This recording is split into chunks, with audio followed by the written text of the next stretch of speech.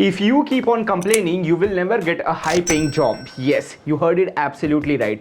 I'll give you an example. During my live sessions, a lot of time when I explain to students about what is Naukri.com, how does Naukri.com works, what are the 10 parameters of Naukri.com, what is ATS, how to design a resume for a product based company, how to design a resume for a service based company, what is social media strategy, what is hashtag strategy, a lot of stuff when I talk to the students, a lot of time, a lot of students tell me, sir, whatever things you are teaching to us is very unique, and even after taking lakh of rupees from our college is not teaching about all this stuff, sir. So they complain कि our college is not teaching about all those stuffs. So the problem over here is most of the people are not aware about all those stuff, and most of the people who are aware about, they just waste their time in completing this stuff, complaining the stuff. They are not teaching us, they are not teaching us. No, try to understand. I'll give you example. In your life, if you want to become successful, I'll give you an example. Please listen to me very carefully. And after listening to this example, I'm pretty much sure that in your life, you will stop complaining, right? This is an example of Arthur Ashe, who is known as the famous tennis player in the history of tennis.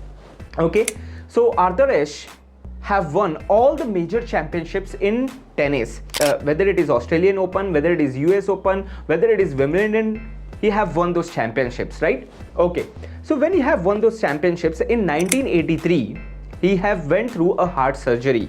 When he went through a heart surgery, a lot of blood was lost during the heart surgery. Now he needed some blood in 1983. Now he have got some blood. Okay, the hospital have arranged some blood and he have got the blood.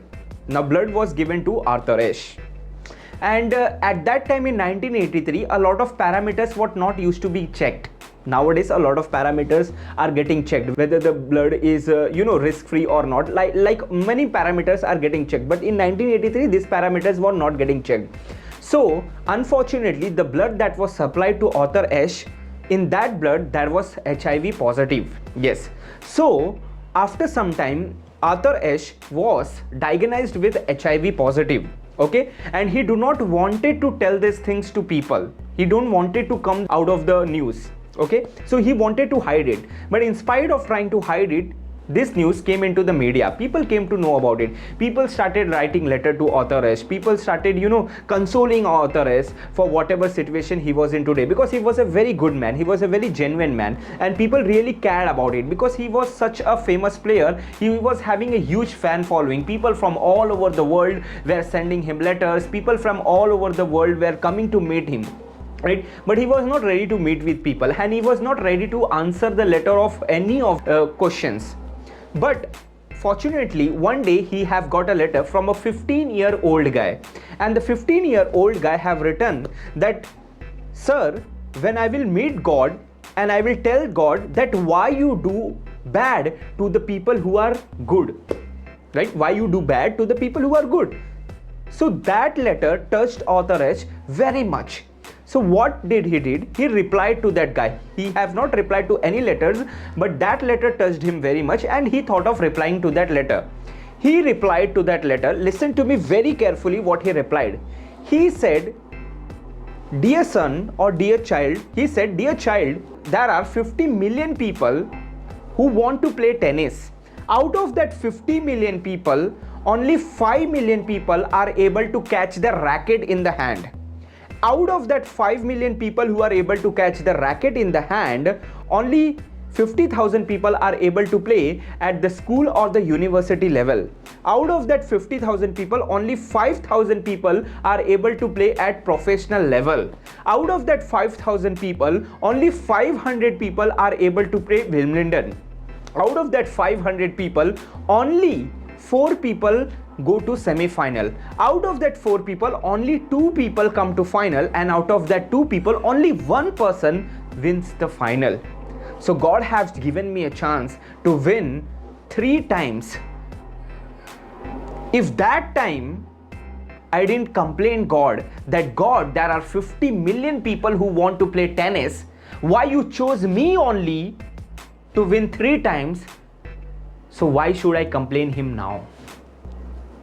Absolutely yes. The pattern that you will notice that successful people never complain. They are always grateful for what they have in their life. And because they are always grateful for what they have in their life, and that's why they are successful. I'll give you another case study. We all know about Steve Jobs, right? How his life has been.